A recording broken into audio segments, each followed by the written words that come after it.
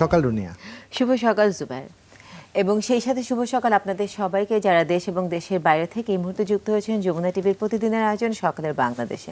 আমি রুনিয়া আছি, সাথে আমি জুবাইরও আছি। আমাদের সাথে এই মুহূর্তে আছে জাতীয় দৈনিক। সবচেয়ে বড় বিষয় হচ্ছে ছয়টি জাতীয় দৈনিক আছে, যার থেকে গুরুত্বপূর্ণ শিরোনামগুলো আপনাদের জানাতে চাই। জানি কিছু ক্ষেত্রে গুরুত্বপূর্ণ শিরোনামের রিপিটেশন হতে পারে, তবে আমরা আন্তরিকভাবে চেষ্টা করব নতুন যেই ব্যতিক্রমী যে শিরোনামগুলো আছে তা আপনাদের জানাই। তবে যুগান্তরের প্রথম পাতার মূল যে শিরোনাম পড়তে চাই তার আগেই পড়ব অশ্রুঝরা আগস্টের ধারাবাহিক প্রতিবেদন, তিনি বাঙালির হৃদয়ে চিরভাস্বর।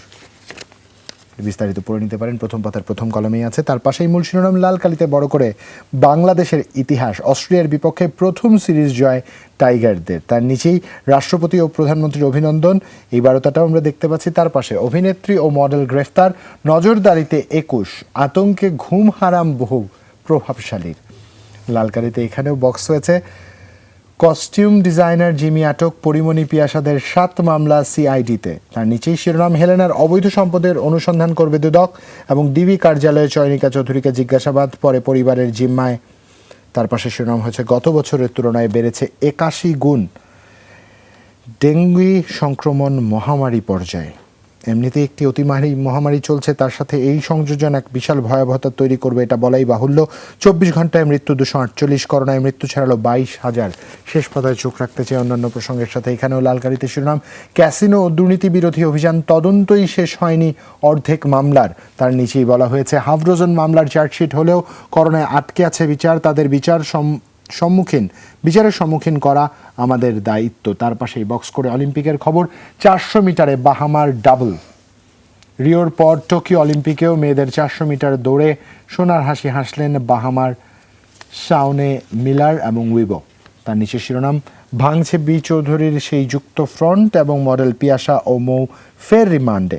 মূল সড়কে চাপ কম, অলিগলিতে ভিড়, সব রুটে চালু অভ্যন্তরীণ ফ্লাইট, এবং করোনা উপসর্গে আরও 43 জনের মৃত্যু। কাশিমপুর মহিলা কেন্দ্রীয় কারাগারে জেল সুপার ও জেলার আক্রান্ত। তার পাশেই শিরোনাম, প্রতিদিন 18 থেকে 20 জনের মৃত্যু সেবাচিমের করোনা ওয়ার্ড, এবং বন্দরে ভারত থেকে আনা চাল খালাস বন্ধ, নিম্নমানের অভিযোগ। এই ছিল আমার কাছে রুনিয়া।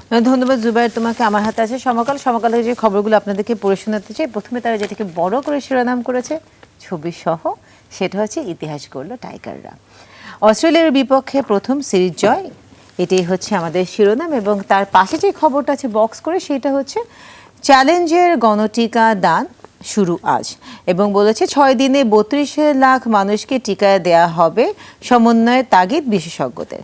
এবং তার নিচে যে খবরটি, সেটা হচ্ছে মডেলদের বিদেশে ভ্রমণ সঙ্গীদের তালিকা করা হচ্ছে, এবং এখানে বলা হয়েছে পরিমণি একাধিক শিল্পপতি এবং প্রভাবশালী ব্যক্তির সঙ্গে অন্তত 30 বার বিদেশ ভ্রমণ করেছেন।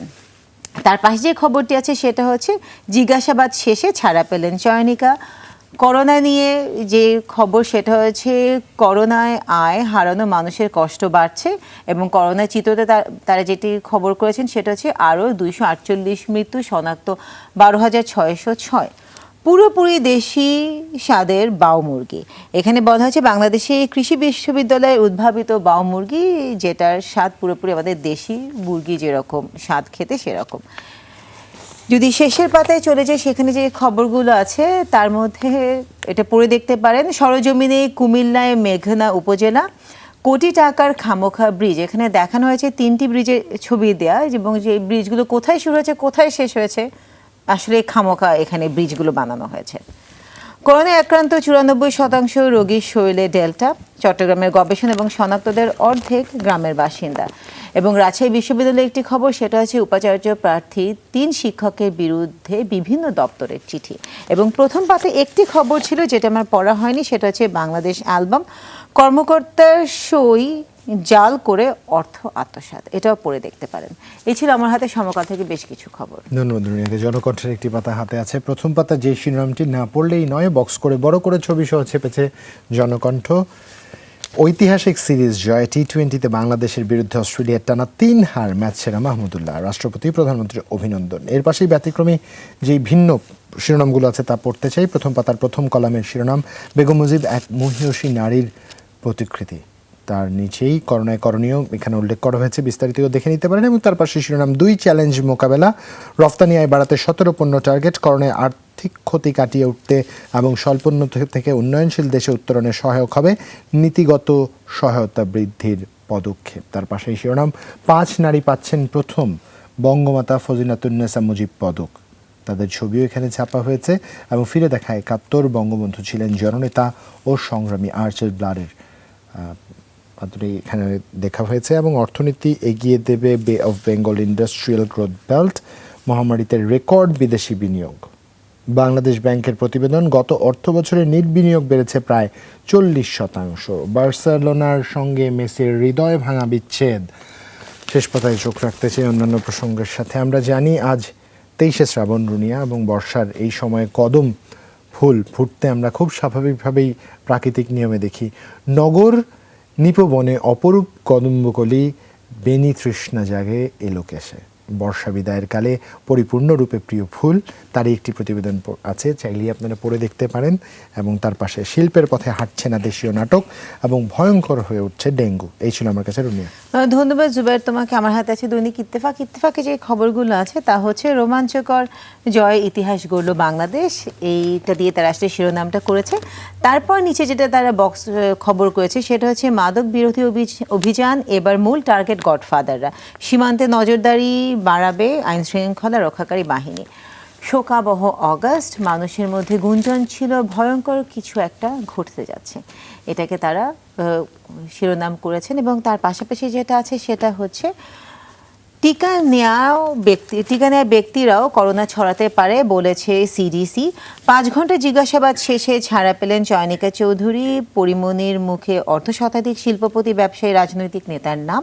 তার পাশে ডিবি থেকে 5 মামলা, সিআইডিতে পিয়াসা 8 দিন এবং মৌ 4 দিনের রিমান্ডে। তার সাথে যে খবরটি আছে সেটা হচ্ছে টিকা গ্রহণকারীরা যেতে পারবেন মঙ্গলবার থেকে। যে বিষয় নিয়ে তারা বলেছেন সেটা হচ্ছে পবিত্র ওমরাহ পালনে খরচ দ্বিগুণ হচ্ছে। যদি শেষের পাতায় চলে যাই, সেখানে গ্যাস সংকট, ডিজেলের ব্যবহার বাড়ছে, বিদ্যুতে ভর্তুকি 16,500 কোটি টাকায় দাঁড়াচ্ছে। এবং তার সাথে যে খবরটি আছে সেটা হচ্ছে আলু ছাড়া সব সবজির দাম বেড়েছে, কাঁচামরিচ 200 টাকা কেজি। গতকাল থেকে আমরা দেখতে পাচ্ছি যে সবজির বাজারে আগুন লেগেছে। এবং সপ্তাহের বিশেষ প্রতিবেদন সেটা হচ্ছে প্লেগ থেকে করোনা। এই ছিল আমার হাতে দৈনিক ইত্তেফাক থেকে কিছু। ধন্যবাদ দুনিয়াকে। ডেইলি স্টারের একটি সংখ্যা আমার হাতে আছে, প্রথম পাতার মূল শিরোনাম পড়তে চাই, যেখানে স্বাভাবিকভাবে টাইগারদের বিজয়ের খবর। Tigers take historic series with woes, nevertheless movement over to deliver 10-run win against Aussies. সেই সাথে তার নিচে শিরোনাম, lockdown shocks vegetable farmers while price drop at growers level, vegetables still reared in city kitchen market. Dengue infection kept rising. Delta drives rise in death. 5 die every hour since the deadly variant found in May. Target revised down to 32 lakh. 6 days vaccination drive. Police quiz. TV director Chaynika. শেষ পাতায় চোখ রাখতে চাই। Resurgent Taliban take first Afghan provincial capital. সেই সাথে example of applied geometry found on 3,700-year-old tablet. Wow. Interesting area. 3700 বছর আগের একটি ট্যাবলেট বা পাথর খণ্ডে জিওমেট্রি যে অ্যাপ্লিকেশন, তার স্পষ্টত রূপ আমরা এখানে দেখতে পেয়েছি। ওয়াও। মানুষ মানে সভ্যতা যে কত পুরনো মানব সভ্যতা সেটা আসলে ভাববার বিষয়। কত আগ থেকে কঠিন করে অঙ্ক টঙ্ক এগুলো করা লাগতো আর কি। হিসাবটা অনেক আগে থেকেই সবসময় কঠিন থাকে। একদম। আমার হাতে আছে দ্য ফাইন্যান্সিয়াল এক্সপ্রেস, সেখানে যে খবরগুলো আছে তার মধ্যে industrial slump, drags down, GDP agri saves, সেটাতে বলা হয়েছে Bangladesh begins to gather wits from pandemic blow, service sectors little recovers from a dip in fiscal year 20। তার পাশে একটি ছবি দেওয়া আছে, যে ছবিটার নিচে তারা ক্যাপশন করেছে to let notices remain pasted on the wall in a city's Shantinagar area on Friday. ছবিটার বিষয়বস্তু হচ্ছে যে আসলে এত মানুষ ঢাকা শহর ছেড়ে গেছে এবং মানে বাসা ভাড়া আসলে নেওয়া হচ্ছে না, ছবিগুলো যেভাবে টুলেটগুলো দেওয়া হচ্ছে ঠিক সেগুলো সেভাবেই আছে। Mass vaccination starts today, 3.2 million to get shots, people age 18 dropped from plan, COVID death toll crosses 22,000 mark. Wages, fish, cooking oil get pricier. Very interesting news. Apple plans to scan US iPhones for children child abuse imagery এবং তার সাথে extended lockdown, heavy traffic, large crowds on city streets এবং সবচেয়ে শেষে নিচে যে খবরটি আছে সেটা হচ্ছে Tigers win T20 thriller series is also. এই ছিল আমার হাতে দ্য ফাইন্যান্সিয়াল এক্সপ্রেস থেকে কিছু খবর। ধন্যবাদ রুনিয়াকে। প্রত্যেকটি জাতীয় দৈনিকে কম বেশি যেই গুরুত্বপূর্ণ শিরোনামটি বা আমাদের ভালো লাগার শিরোনামটি তা হচ্ছে ওই যে যেমনটা বললাম আমাদের সিরিজ ঐতিহাসিক সিরিজ এখন এবং 5 ম্যাচের মধ্যে 3 ম্যাচেই আমাদের জয় নিশ্চিত হয়ে গেছে। এখন দুটো ম্যাচ সেটা আসলে নির্ধারণ করবে আমরা কি বাংলাবাস দিচ্ছি কিনা। কিন্তু দিনের শেষে এই প্রেশারটা যেন আসলে আমরা আমাদের ক্রিকেটারদের উপর না দিই যে তাদেরকে এই দুইটাতে আসলে জিততে হবে। এবং কারণ আমরা আসলে কথা বলি না, কিন্তু স্পোর্টস পারসনদের মেন্টাল হেলথ কিন্তু অনেক ইম্পর্টেন্ট। অনেক ইম্পর্টেন্ট, কারণ এই যে আমরা একটা জৈব বলয়ের কথা যে বলি রুনিয়া, হ্যাঁ, আমরা করোনা ভাইরাস বা কোভিড-19 থেকে নিরাপদ থাকবার জন্য যে জৈব বলয়ের মধ্যে তাদের থাকতে হচ্ছে, সুরক্ষা বলয়, জৈব সুরক্ষা বলয়, এটা কিন্তু একজন খেলোয়াড়ের জন্য খুব চাপের। কারণ পরিবার থেকে এত দূরে থাকা, শুধুমাত্র টিমমেটসদের সাথে এই সময়টা পার করা, একদিকে যেমন হ্যাঁ বোঝাপড়া বাড়ছে, নিজেদের উপর নির্ভরশীলতা বা আত্মবিশ্বাস বাড়ছে, সেই সাথে কিন্তু পরিবারের সাথে এতদিন দূরত্বও কিন্তু প্রত্যেকের মানসিকভাবে প্রভাব ফেলছে। অবশ্যই অবশ্যই আমরা শুনেছি, মানে সাকিব আল হাসান কিন্তু খুব সাংঘাতিকভাবে এটার মধ্যে দিয়ে গেছে একদম। এবং তিনি বলেছেন যে আসলে কি কি ধরনের প্রভাব পড়তে পারে এই বিষয়টি। যাই হোক, আমাদের ছেলেরা ভালো খেলেছে, এই জন্য শুভকামনা। আগামী দিনে কি হবে জানি না, বাংলাবাস জাস্ট বলবার জন্য বলেছি। এই সিরিজ জয় অত্যন্ত খুশি, মন থেকে একদম প্রচুর প্রচুর ভালোবাসা বাংলাদেশ জাতীয় ক্রিকেট দলের জন্য। দেখা হলো বিগ স্যালুট। আর এই মুহূর্তে নিচে ছোট্ট একটা বিরতি, যখন ফিরছি সাথে একজন অতিথিও থাকছেন।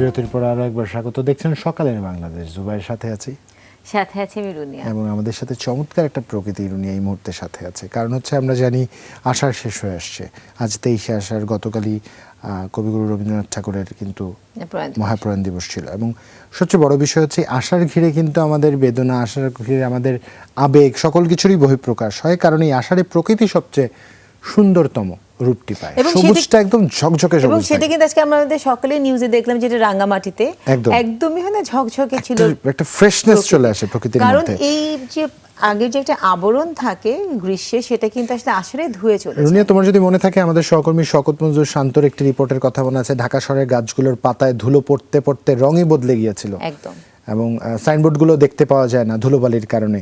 এই বাস্তবতার মধ্যে বর্ষা আমাদের জন্য একটা বিশাল বড় ব্লেসিং, একটা বিশাল আশীর্বাদ হয়ে আসে আমাদের জন্য।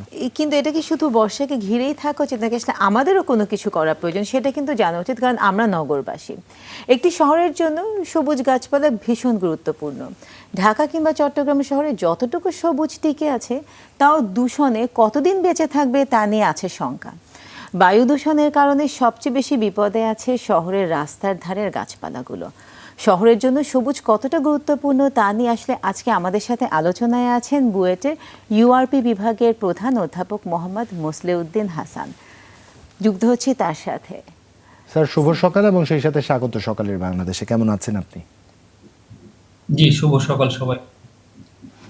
স্যার, যেভাবে আসলে আমরা শুরুতেই বলছিলাম যে একটা শহরের জন্য তো গাছপালার প্রয়োজনীয়তা আছে, কিন্তু একটা শহরের জন্য এই গাছপালার প্রয়োজনীয়তার কতটুকু, সেটা যদি একটু আপনি আমাদেরকে বলতেন। জি, ধন্যবাদ।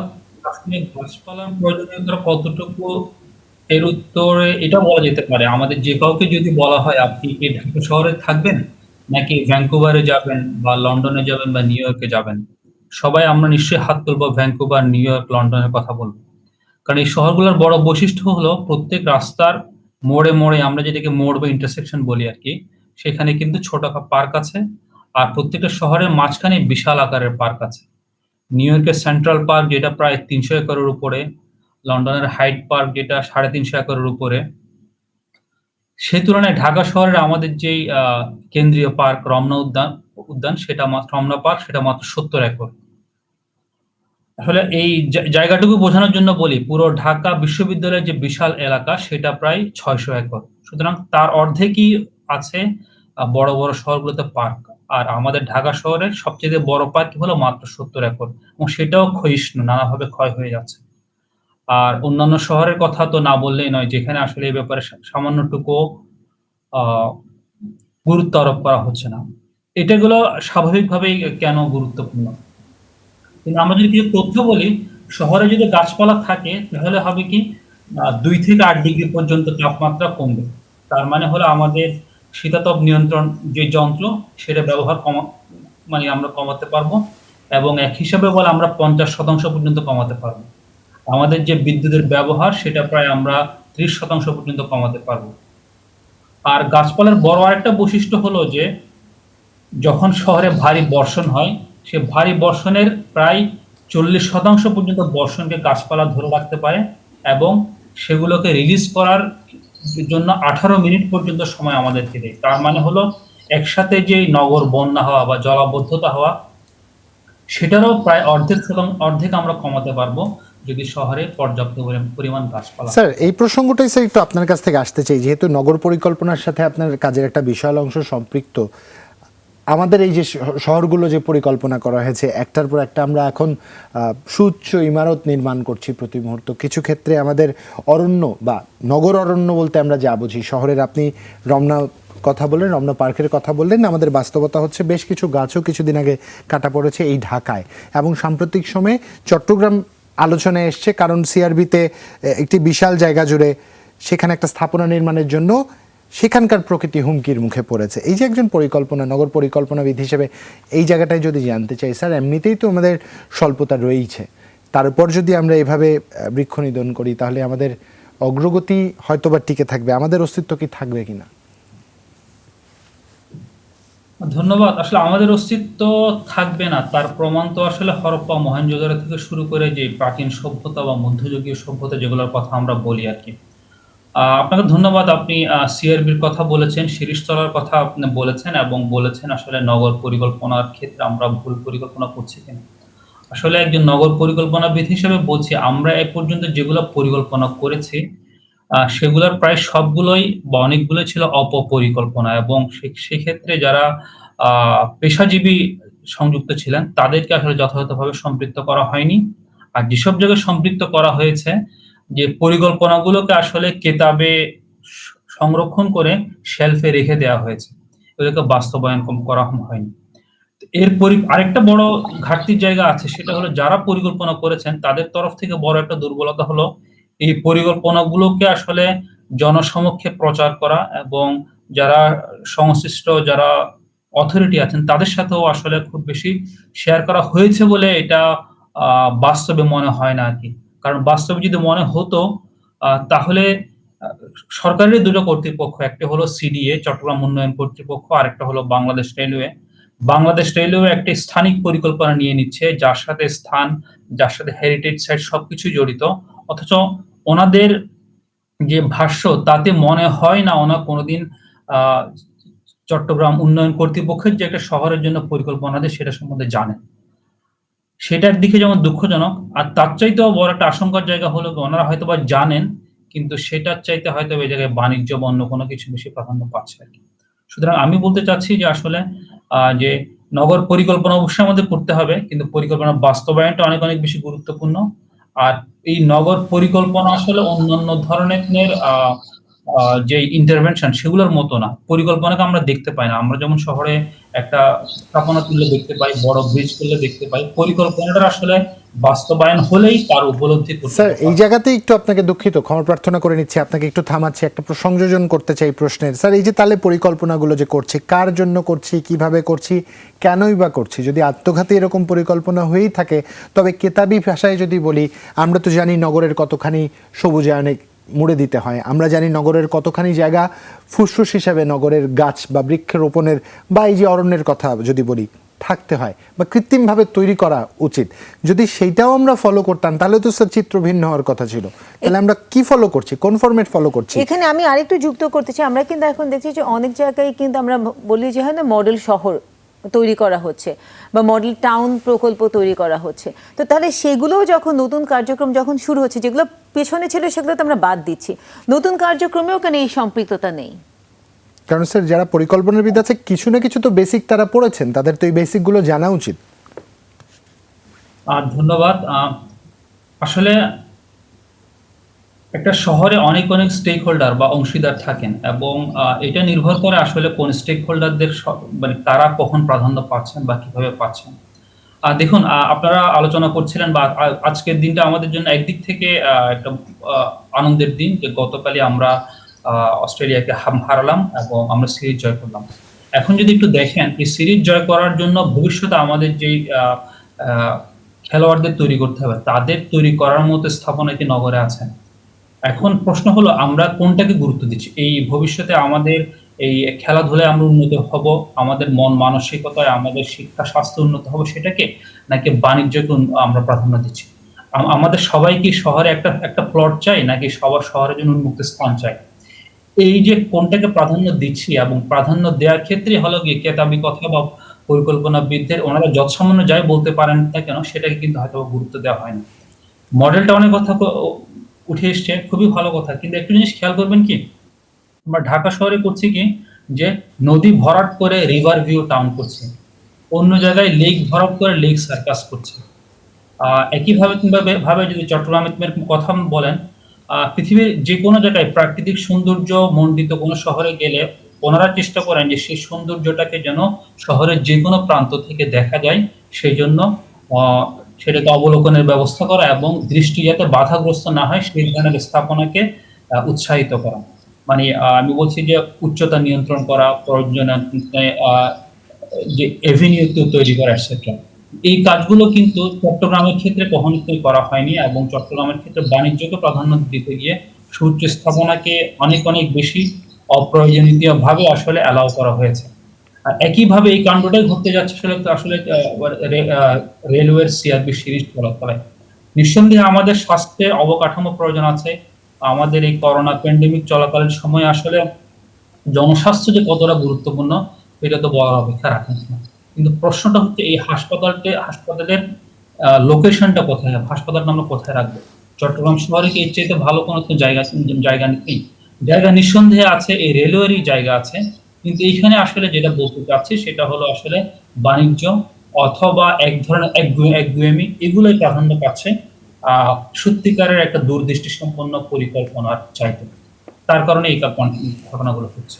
স্যার আপনাকে অসংখ্য ধন্যবাদ। আমরা আসলে আমাদের এই আলাপচারিতাটাকে চালিয়ে যেতে চাই, কিন্তু এই মুহূর্তে প্রয়োজন ছোট্ট একটা বিরতি।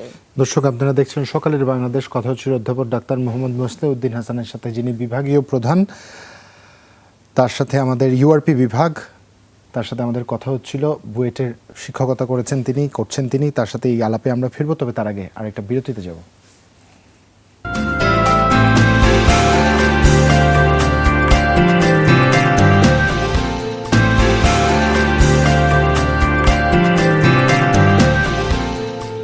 বিরতির পর সকালের বাংলাদেশে আপনাদের সবাইকে স্বাগত। রুনি এবং জুবায়ের আছে এবং আমরা কথা বলছিলাম কিন্তু আমাদের আজকের অতিথি বুয়েটের ইউআরপি বিভাগের প্রধান অধ্যাপক মোহাম্মদ মুসলেউদ্দিন সাথে, তিনি আমাদের সাথে আছেন। মুসলেউদ্দিন হাসান, যে বিষয়গুলোতে আসলে জানবার চেষ্টা করছিলাম, আমার আর রুনিয়ার কৌতূহল স্বাভাবিকভাবে বেশি।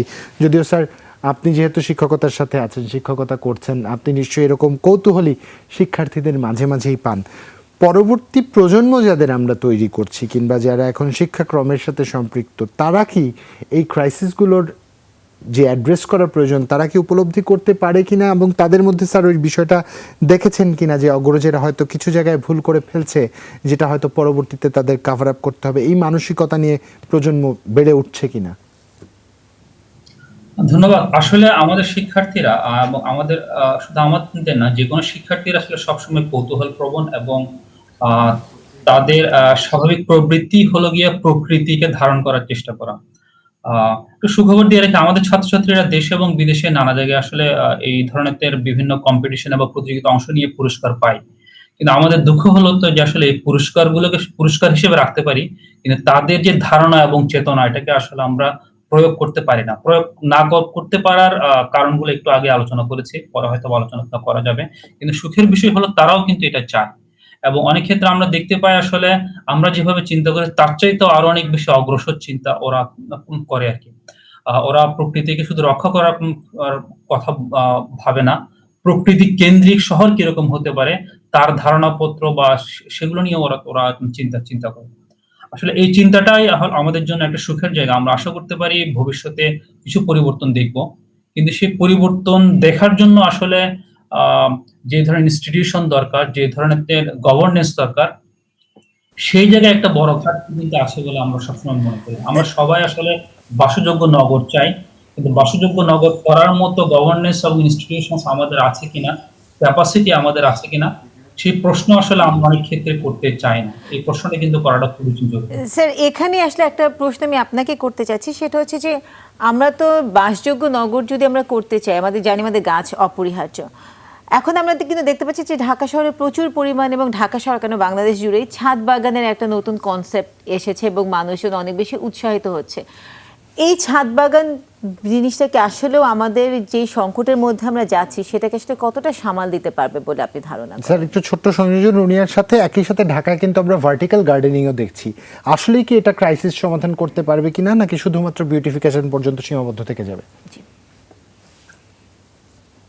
ক্রাইসিসটা পুরোপুরি সমাধান করতে পারবে এরকম কোনো উদাহরণ এখনো পর্যন্ত সারা পৃথিবী ব্যাপী নেই আর কি। সিঙ্গাপুর, হংকং এর ক্ষেত্রে বলা হয় তারা আসলে তাদের যেই দৈনন্দিন যেই সবুজ শাকসবজি বা যেই চাহিদা, সেটার প্রায় 3 ভাগের 1 ভাগ থেকে 4 ভাগের 1 ভাগ পর্যন্ত তাদের ছাদ বাগান বা তাদের শহর থেকেই তারা সেটা যোগান দেয়। মূলত তারা ছাদ থেকে দিচ্ছে।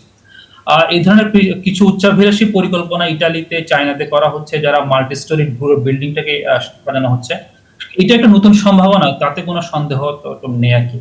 এটা করার জন্য আসলে আমাদের যে ভবনগুলো আছে সেগুলা স্ট্রাকচারালি নিরাপদ কিনা বা স্ট্রাকচারালি সেগুলোকে পরিবর্তনের প্রয়োজন কিনা সেগুলো অবশ্যই দেখতে হবে। আমাদের যেই আসলে সামাজিকভাবে ছাদ বাগানটাকে একটা গ্রহণযোগ্য পর্যায়ে নিতে হবে আর কি। ধরেন ছাদে আমি বাগান করতে চাই, কিন্তু হয়তোবা তার আমি ওখানে অনুমোদন পাচ্ছি না, অনুমতি পাচ্ছি না, অথবা ওখানে পানি দিতে পারছি না। এই ধরনের অনেক কিছু থাকতে পারে। আবার সবাই তো ছাদের আসলে সমপরিমাণ ওনার না। ফলে যিনি ছাদের ওনার এবং যারা ওখানে ভাড়া থাকেন তাদের মধ্যে সম্পর্কটা কি এবং তারা কিভাবে ব্যবহার করতে চান, এই ব্যাপারেও আসলে কিছু নিয়ম কানুন থাকা দরকার। ঢাকা দক্ষিণ সিটি কর্পোরেশন থেকে একসময় বলা হয়েছিল যে ছাদ বাগান করলে তাদেরকে 10% হোল্ডিং ট্যাক্স মওকুফ করা হবে। এটা কিন্তু একটা ভালো উদ্যোগ। এভাবে কিন্তু আমরা ছড়িয়ে দিতে পারি।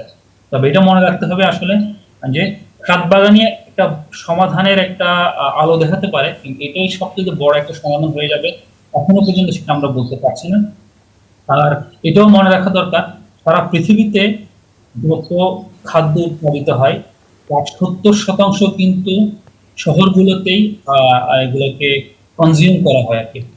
সুতরাং যেটা বলতে চাচ্ছি যে শহরের কিন্তু ইকোলজিক্যাল ফুটপ্রিন্ট, মানে কত দূর থেকে খাবার আসে সেই দূরত্বটা অনেক অনেক বেশি। সেই দূরত্বটা যত কমাতে পারবো, শহরে তত বেশি সবুজায়নের প্রয়োজনীয়তা উপলব্ধি করব, তত বেশি ছাদ বাগানের আমরা প্রয়োজনীয়তা উপলব্ধি করব, এবং শহরের সবুজকে, শহরের যে জলাভূমিকে যে ধ্বংস করা যাবে না সেই তাগিদটাও আমরা অনুভব করব। এবং এটার সাথে মানে স্যার তখন আরেকটা জিনিস হবে, আমাদের ওয়েস্টেজ ম্যানেজমেন্ট আসলে ভালো হবে। কারণ যখন আমি জিনিসটা প্রডিউস করছি, আমার ছাদ হচ্ছে, তখন আমি জানি যে আমার কতটুকু মানে আমার রিসোর্স কতটুকু আছে, লিমিটেড রিসোর্স, আমি কতটুকু আসলে সেখান থেকে কনজিউম করতে পারবো। স্যার এই প্রসঙ্গের সাথে আরেকটা বিষয় একটু জুড়ে দিতে চাই। উন্নয়ন কার্যক্রম বলি বা যে কোনো বাস্তবতাই বলি, ঢাকার আবহাওয়ার কথা যদি বলি, ঢাকায় স্বাভাবিকভাবেই এখন গাছগুলোর উপরে ধুলোর একটা বিশাল স্তর জমে, যেটা আমি আর আমার সহকর্মী কিছুক্ষণ আগে আমরা আলাপ করছিলাম। আমাদের একটা রিপোর্টেও কিন্তু আমরা দেখাবার চেষ্টা করেছি, গাছের পাতাই রং বদলে ফেলেছে। এই যদি পরিস্থিতি চলতে থাকে, তবে সেক্ষেত্রে তার যেই অল্প কিছু গাছ এখনও বেঁচে আছে তাদের জন্যই কতখানি উপযোগী হবে, কিংবা আমরা যারা মানুষ নামে এই যে ব্যস্ত প্রাণীগুলো নগরে এ প্রান্ত থেকে ও প্রান্ত ছুটে বেড়াচ্ছি, তাদের জন্যই বিষয়টা কতখানি সুখকর হয়ে দাঁড়াবে? মানে আমরা কি শুধুই বর্ষাকালের জন্যই অপেক্ষা করবো যে যখন বর্ষা হবে তখন গাছগুলো ধুলোবালি ধুয়ে দিয়ে যাবে? এইটার আসলে কি ধরনের একটা পদক্ষেপ নেওয়া যেতে পারে সবসময়ের জন্য? ধন্যবাদ। আসলে খুবই গুরুত্বপূর্ণ একটি ইস্যু আপনারা উপস্থাপন করেছেন এবং আপনার প্রতিবেদন দেখিয়েছেন। আসলে গাছকে আমরা কিভাবে গুরুত্ব দিচ্ছি সেটাও একটা মানে আমাদের এখান থেকে বোঝা যায় আর কি। আমরা শুধু বর্ষার জন্য অপেক্ষা করি, আমরা মনে করছি যে শীত প্রধান দেশে ওদের যেমন গ্রীষ্মকালীন যে চারিদিকে সবুজ এবং ফুলে ভরে ওঠে, আমরা কি সেরকম একটা পরিবেশ বা সেরকম একটা সময় দিকে যেতে চাই, নাকি প্রকৃতি আমাদেরকে আসলে যে ধরনের পরিবেশে আমরা আছি সারা বছরই আমাদের এখানে সবুজ থাকা সম্ভব, সারা বছরই আমাদের এখানে আমাদের রাস্তাঘাটগুলো ফুল এবং সবুজে ভরে থাকা সম্ভব, সেটাকে আমরা গুরুত্ব দিতে চাই। তাহলে কথাটা সে আগের জায়গায় আবার ফিরে আসছি। আমরা আসলে কোনটাকে গুরুত্ব দিচ্ছি? আমরা কি একজন ছোট বাচ্চা প্রকৃতিকে দেখে সে যে আনন্দ পায়, আ যে ধরনের মানসিক শক্তি পাই, সেটাকে আমি গুরুত্ব দিচ্ছি? নাকি বাণিজ্যকে গুরুত্ব দিচ্ছি? নাকি কে আ একটা জলাভূমি আছে সেটাকে আমি গুরুত্ব দিচ্ছি, নাকি সেই জলাভূমিটা দখল করে একটা প্লট বানাবো সেটাকে গুরুত্ব দিচ্ছি? এই জায়গাতেই আসলে আমাদের ১ম এ সিদ্ধান্ত নিতে হবে এবং সেটা আসলে একটা বড় ধরনের রাষ্ট্রীয় সিদ্ধান্ত, রাজনৈতিক সিদ্ধান্ত, সামাজিক সিদ্ধান্ত। এটা যখন আমরা করতে পারবো, তখন কিন্তু যখনই ধোঁয়ার কারণে আমার আইল্যান্ডের গাছটা নষ্ট হচ্ছে, তখন কিন্তু সেখানকার সামাজিক যেই প্রতিষ্ঠানগুলো আছে, আ কমিউনিটি বেসড অর্গানাইজেশন গুলো আছে, তারাই কিন্তু সেই ধোঁয়া নিঃসরণকারী গাড়িটিকে বা সেই ব্যক্তিকে বলবেন, "দেখুন, আপনার কারণে পরিবেশ নষ্ট হচ্ছে। হয় আপনি আ আ গাড়িতে চলা বা এই ধরনের গাড়ি চালানো বন্ধ করুন অথবা পরিবেশ রক্ষায় আরো বেশি মনোযোগ দিন।" এভাবে যখন সামাজিক শক্তি প্রয়োগ করতে পারবো, তখন নিশ্চয়ই একটা পরিবর্তন আমরা দেখতে পাবো। অসংখ্য ধন্যবাদ অসংখ্য স্যার। ধন্যবাদ স্যার।